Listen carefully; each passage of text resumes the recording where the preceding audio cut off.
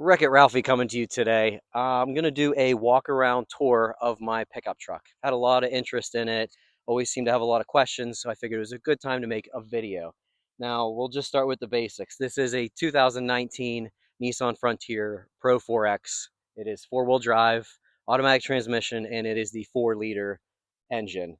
I bought this car about 5 years ago, and I bought it off of a car lot that sells totaled and rebuilt cars. I bought it totaled in hopes to rebuild the back end. Well, it was a little bit beyond repair, so I ended up just cutting it apart, and this is what it is today. So I'll get into some more videos in the future about when I cut it apart and some of the parts I used to make it what it is. But I figured you guys wanted to see a tour of the outside, and just start with that. Okay, so starting with the front of the truck, it's fairly stock. It does have the ARB bumper.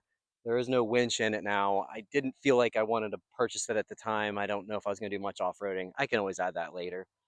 Suspension's pretty much stock. All I have in the front are the All Dogs off-road spacers. They're, I don't know, half-inch. You can find them on their website. I'll put a link in the description just to counteract some of the weight of that bumper.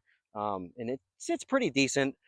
This truck has 33-inch tires, and they fit really well with the setup.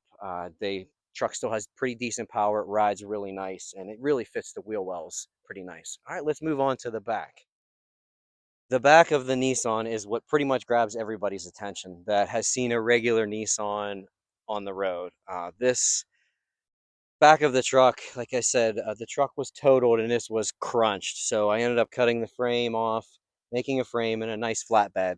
This is kind of the Ute style flatbeds, the Australian Ute, which I forgot to say in the beginning of the video. The truck's name is Bluey. If you've ever seen the cartoon Bluey, that's an Australian cartoon. So let me show you the rest of this. I'll clip on my microphone so I can use two hands. Bear with me here. All right. So the bed itself is, I think, 1/8 inch steel, powder coated, checker plate, diamond plate. There's some other tube steel, rebar, random things that I had laying around that I wanted to use. It has a ladder rack, which is removable, and the canvas top, which my mom and I made. And like I said, I'm going to make some other videos of some other pictures I have in videos while we were creating this years ago. So stay tuned. If you guys have any questions about anything also, please put them down below and I can either answer them or send you a picture or another video. So the only thing is, after a few years, I do need to waterproof this. It's starting to leak a little bit, but I'll show you. I'll open it up. We use Velcro on the sides. I was going to do zippers, but that doesn't work the best in Western Pennsylvania. So hatch flops up. Sorry, there's some gnats. They just cut the grass. We got a little tailgate here. The truck bed is 6 feet wide and it's almost 6 feet deep. I tried to make it as long as possible and as high as possible without looking too goofy on the truck and modifying. I didn't want to make a drive shaft. I wanted just as simple as I could make it so I can get parts off the shelf. The rear suspension is somewhat stock, but I do have Firestone airbags to help with the weight. So then we have a little tailgate here. Inside, I'll zoom in here. What the heck? Come on in. Inside is it's Trex decking. I didn't want to use wood. I mean, it's got some weight there, but I really like it. It's pretty cool. This is the height of this is probably about 24 to 30 inches. I'm not sure the exact, just enough to stick some things in there for a day trip. We have another vehicle, a bigger one. So this is just here and there and getting to work.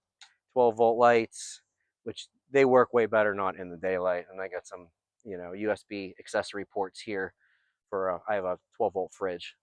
We got that, couple tie downs. It's empty right now. We just got back from a boating and fishing extravaganza, so I just cleaned it out.